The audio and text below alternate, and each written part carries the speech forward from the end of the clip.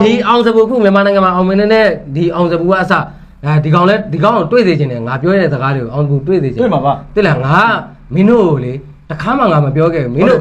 အစင်မပြေလို့မင်းတို့မိသားစုထမင်းစားဖို့ကကြိုက်တဲ့နေရာမှာကငါလက်ခံထမင်းမစားတဲ့ပြည်သူတွေရှိတယ်နေ့စဉ်နဲ့မျှထွက်ပြေးနေတဲ့ပြည်သူတွေရှိတယ်တည်နေတဲ့ပြည်သူတွေရှိတယ်မင်းတို့အားနာပါဟုတ်ပြီမင်းတို့ထမင်းစားဖို့အတွက်ကငါမကနိုင်ဘူးကဒါပေမဲ့မင်းတို့စစ်တပ်နဲ့တော့ပေါင်းပြီးတော့မလုံနဲ့အဓိကအဲ့ဒါ ပြည်သူကိုတတ်တာတဲ့တူတူပဲမင်းတို့ပွဲတစ်ပွဲကတယ်ကလို့ပြီးသွားတာနဲ့နောက်မှာပေါ်တာတွေဆွဲတယ်အဲ့ဆွဲတဲ့ပေါ်တာတွေကငါတို့ဘလောက်ဆုံးရှုံးနေရငါတို့လူငယ်တွေဘလောက်ဆုံးရှုံးနေရတိုင်းပြည်ရဲ့လူငယ်တွေတိုင်းပြည်ရဲ့တာဂက်တွေအခုငါတို့ညီကိုတွေငါတို့လူရှင်တော်တွေလည်းမကဘူးငါတို့ပြည်သူနဲ့တသွေးတသားလည်းရှိတယ်မင်းတို့လိပ်ပြလုံလားငါတို့မင်းတို့ကပြောတယ်မင်းတို့ကပွဲကပြီးငါတို့ကတော့ဘာဖြစ်တယ်ညာဖြစ်တယ်နဲ့လာပြောတာဟဲ့ငါတို့ကရတဲ့မှာထမင်းတစ်လုံးကငါထပ်ပြောပြမယ်မင်းတို့ထမင်းငတ်တယ်ဆိုလဲဟဲ့ငတ်တည်သွားပါသေးထမင်းတစ်လုံးကတော့ဘယ်တော့မှမငတ်ဘူးငါတို့ဒီတော်လန်ရေးလုပ်တယ်ဟဲ့အနုပညာထဲမှာငါအစင်းရဲဆုံးထဲမှာပါတယ်ငါလူကောင်တော့ထမင်းမငတ်ဘူးမင်းတို့လူကောင်တွေကထမင်းငတ်ပါတယ်ဆိုပြီးအကြောင်းပြပြီးတော့ပွဲကပြီးတော့ပြည်သူလူထုကို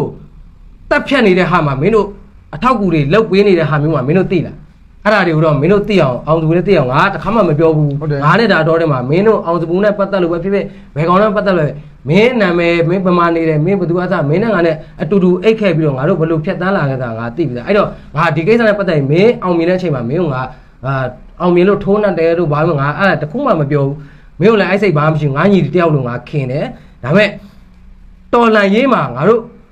ပြည်သူတွေဘယ်လောက်ဆုံးရှုံးနေရတာမင်းတပင်တဲ့တယောက်နေနဲ့မင်းအားနာပါတပင်တဲ့ဒီငါတို့ရဲ့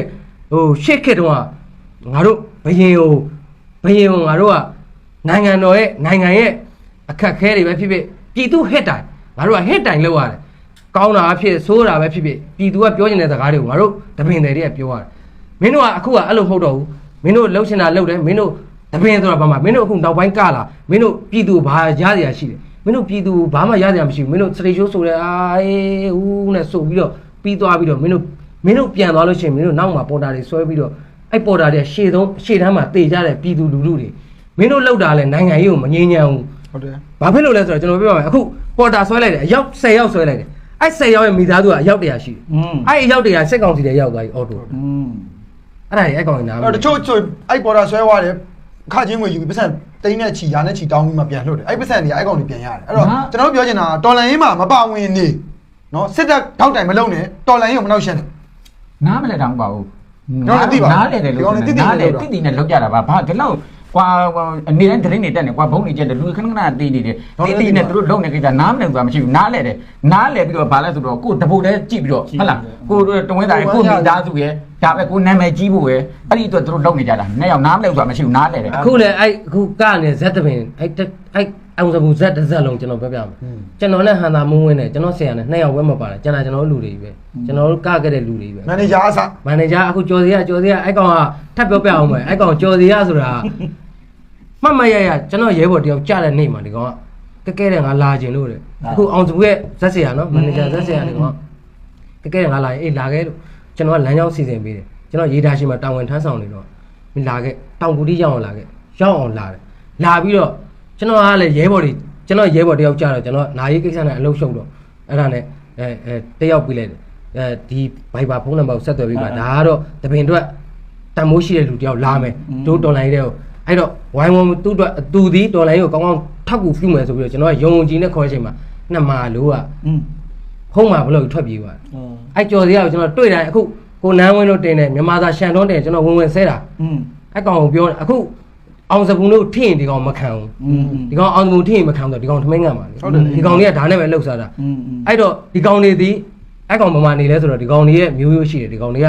ကန်ထရိုက်ခရမ်း3กว่าကန်ထရိုက်ခရမ်း3กว่าမှာကန်ထရိုက်လောက်တယ်အဲ့ကနေပြီးတော့တောက်လျှောက်အခုခရမ်း3กว่าမှာပြည်သူလူထုတွေဘလောက်ခက်ခဲနေတယ်တော်လန်အင်အားစုတွေဘလောက်ကြက်တယ်နေဒီကောင်အဲ့ဒါကြီးဂိမ်းမဆိုင်ပဲနဲ့ပြည်သူကိုအနိုင်ကျင့်တာအဲ့တော့ဒီကောင်ကြော်စရသည်ပြည်သူကိုလုံးဝဂယုမဆိုင်ပဲနဲ့သူ့တပုတ်တယ်အတွက်ကြည့်တဲ့ကောင်ဆိုတာကျွန်တော်ရေးပြောရတယ်ဟိုကွာကြတော့ဗါလားကြောက်တန်းသားအောင်စပူနာမည်ကအေးမင်းဦးဒါကျွန်တော်ညီပါဒါအတူတူကခဲ့တာရဲမိုးထဲမှာဒီကောင်လေးဘာမှမဟုတ်သေးဘူးအဲ့အောင်တရားဝက်ဆိုတာအစားကျွန်တော်သင်ပေးလာဒါပေမဲ့ဒီလိုကာလရောက်တဲ့အချိန်မှာကျွန်တော်ဒါကြီးမပြောချင်ဘူးကျွန်တော်ပြောချင်တာဒီအာနာရှင်တွေနဲ့မပတ်သက်ပါနဲ့ပတ်သက်ရင်မင်းကငါဒီထက်ဆိုးတဲ့ဟာတွေငါကိုယ်တိုင်လောက်တော့မယ် တပင်တဲ့ငါတို့ပဲလုံမှာဘယ်ကောင်းမှလုံမှာမဟုတ်ဘူးအဲ့အောင်လူရှင်တော်ငါလူရှင်တော်တွေချစ်တယ်တပင်တဲ့ဘယ်ကောင်းမှမတိုက်ဘူးငါတို့ပဲတိုက်လို့မရငါတို့ကတပင်ချောင်းနားလဲတယ်နော်တပင်ချောင်းနားလဲတယ်အဲ့တော့တပင်တဲ့တွေပြက်စီးနေတာငါတို့မြင်ရတယ်စစ်မှန်ရင်တပင်တရားမဟုတ်ဘူးအဲ့တော့အဲ့ဒါတွေကိုမင်းတို့နားလဲပါပြီးတော့မင်းတို့မကနိုင်ပြောကမင်းတို့စစ်ကောင်စီနဲ့ပူးပေါင်းပြီးတော့လှုပ်တဲ့တနေ့ကြရင်တခါကြရင်တော့ငါတို့ကတော့ငါတို့ဘာလုပ်မယ်တော့ပြောမှာမဟုတ်ဘူးအဲ့တော့မင်းတို့ထပ်ပြီးတော့စက်ကောင်စီနဲ့မပေါင်းပါနဲ့ပြည်သူကိုဒုက္ခမပေးပါနဲ့စစ်မှန်ခြင်းအမှုပညာကိုတင်ဆက်ပါစစ်မှန်ခြင်းတပင်ကိုတိဆောက်ပါဟုတ်ပြီနော်ငါအဲ့ဒါကိုတိတိကျကျပြောရတယ်ဘာလို့ဆိုအခုမင်းအခုကြမ်းခိုင်ကြီးကဒီခင်ကိုဒီကခင်ကိုကလုတ်တဲ့ဟာမျိုးတွေမင်းတို့နောက်တကြံတော့ကလည်းမင်းတို့နော်ဟိုဟာတက်ငယ်မရင်းထားလိုက်တော့အဲ့ဝင်ကြီးတွေကစမင်းတို့ဥညွန့်တယ်မင်းတို့ဘဝစစ်ကြုံဖြစ်နေပြီမင်းတို့သိလားတပင်ကစစ်ကြုံဖြစ်နေပြီအဲ့ဒါတပင်တွေမသိကြဘူးသိတယ်လို့ငါပြောအဲ့စကားမင်းနဲ့ငါနဲ့တိတိနဲ့လုံနေတာတိတိနဲ့လုံနေတာတိတိနဲ့လုံရင်နောက်ပြင်ဆင်ပါမပြင်ဆင်ရင်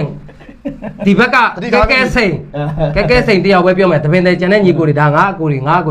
respect ထားပြီးသားအဲ့တော့ကဲစိန်ဒီတပင်တွေငါတက်တန်းအနေဆုံး220ရှိတယ်ငါအသက်36နှစ်ရှိပြီငါ73နှစ်သားတဲ့တပင်လောက်လာငါအဖေအမေကလည်းတပင်တွေငါကိုလည်းတပင်တဲ့မင်းတို့မျိုးရိုးတွေဆိုတော့ငါတနာတယ်အဲ့တော့တပင်တဲ့ဒီပြည်သူလူထုကောင်းဖို့အတွက်လောက်ပါလို့ငါပြောချင်တယ်မင်းတို့စစ်မှန်တဲ့တပင်ကိုတိဆောက်ပါမစစ်မှန်တဲ့တပင်ကိုမတိဆောက်ပါနဲ့လို့ငါဒီနေ့ပြောတယ်အောင်စပူရဲ့အဲ့စမ်းရင်မို့ထပ်ပြောအောင်မစမ်းရင်မို့ကအရင်တော့ကျွန်တော်ဒီကောင်လည်းဒီဘက်ပါခဲ့တာကိုကြီးရောကျွန်တော်စစ်တိုက်နေတာကိုကြီးညီလေးပတ်စံလို့9000 2ခါလား3ခါမလွှဲဘူးလေကျွန်တော်ဒါပေမဲ့ကိုညီတပင်တော့လုံနေတယ်ဒီကောင်โอเคလောက်ညီလေးဒါပေမဲ့ဆိုင်းရင်မိုးတော့ဆိုင်းရင်မိုးကတော့ဘယ်လိုလာအောင်မသိကြည့်လိုက်အောင်မယ်အဲ့တော့အောင်စပူပဲအဓိကပြောချင်တာโอเคညီလေးပြောအဲ့တော့တစ်ဖွဲ့လုံးပဲအောင်စပူမှာရှိတဲ့လူရှင်တော်ဖြိုးတို့ပါလို့အကုန်တစ်ခါမပြောဘူးအခုလောင်နေကြပြီပြည်သူကဒဏ်ခတ်ပဲကောင်းမှမကောင်းဟုတ်တယ်အခုနေလေဘာပြောချင်လဲပေါ့ဘာပြောနေလဲဆိုတော့ဟိုကောင်ဟိုနေ့ကပါလဲအဲ့ဒီဖြိုးဆိုတာဒီကောင်သူ့ဟိုတာကိုပြောလို့ဆိုတော့မှပိတ်တောက်ပြန်ဆဲဟုတ်တယ်ဟုတ်လားအေးတစ်ခေါက်ဆိုလည်းမွန်ကိစ္စဖြစ်သေးတယ်ဒီကောင်အဲ့ဒါစမ်းပွဲအဲ့ဒါထားလိုက်တော့သူတို့ဇက်ကမယ်လေအဲ့ဒီကောင်ကပြန်ဆဲထားတယ်အဲ့တော့သူတို့ပြောနေတဲ့အဲ့ဘူးလေးလို့ဆွာတတာလေးလို့ဆိုတဲ့ဟာတွေကလောလောဆယ်နော်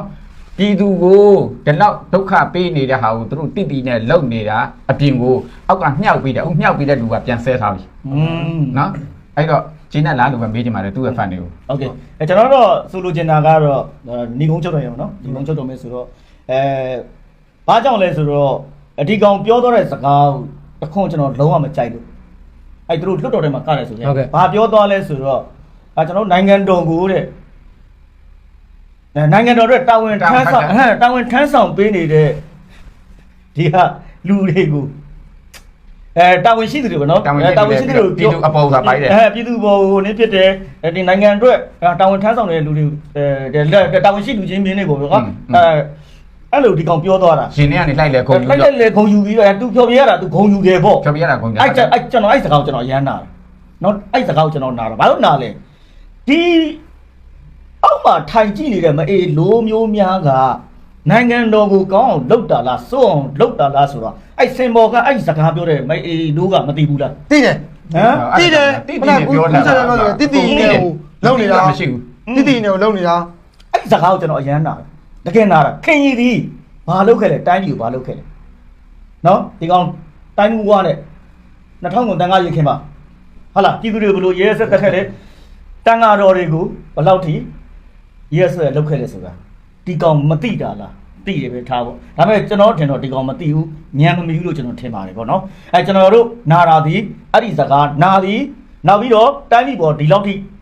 ရက်ဆက်တန်းကျုပ်ပြီးတော့ပြည်သူလူထုကိုနှိပ်စက်နေတဲ့ကောင်တွေကိုပျော်ပျော်ရွှင်ရွှင်နဲ့ဖြော်ပြပေးနေတဲ့အနုပညာသမားမှန်သမျှကျွန်တော်တို့ဒီမုံဒီ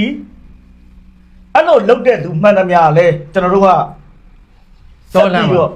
သူတို့တတ်မှတ်ရမှာအဲ့တော့ကျွန်တော်ကိုကြီးကတော့တော့ကိုကြီးအေးရကျွန်တော်ဏီကုန်းချုပ်နေနဲ့ကျွန်တော်တို့စကားလေးပြောတာများသွားပြီအဲ့တော့ကျွန်တော်တို့စကားကိုဖြစ်မယ်အခုတော့ဗမာလိုရိုးရှင်းတွေ့ကြရင်ကျွန်တော်အမေစုလက်ထက်မှာစသက်ရအကုန်ဆင်ပြေတယ်အမေစုကိုလည်းဖားရိုက်ပြောနေတာမဟုတ်ဘူးเนาะအဲ့တော့ဒုက္ခရောက်နေတော့အမေတအိမ်2000เนาะတအိမ်မှမကြံအမေလှုပ်ပေးခဲ့အမေဒုက္ခရောက်တော့ဘယ်သူတွေဝိုင်းကူလဲဘယ်သူမှဝိုင်းမကူကူတဲ့လူတွေပဲဝိုင်းကူနေကြတာအဲ့တော့ဟုတ်ပြီအဲ့တော့မင်းအွန်လိုင်း9နှစ်တာအာနာသိမ့်တဲ့ထဲမှာ ငါတို့နိုင်ငံဘယ်လောက်ပျက်စီးသွားတယ်ငါတို့မြို့တွေဘယ်လောက်ပျက်စီးငါတို့လူငယ်တွေငါတို့လူငယ်တွေမင်းတို့လူကြီးတွေစောက်သုံးကြလို့ငါတို့လူငယ်တွေဘယ်လောက်ဆုံးရှုံးနေရလဲအဲ့ဒါတွေကိုမင်းတို့သိပါတပင်တွေတော်များများသိပါလို့ငါဒါပဲ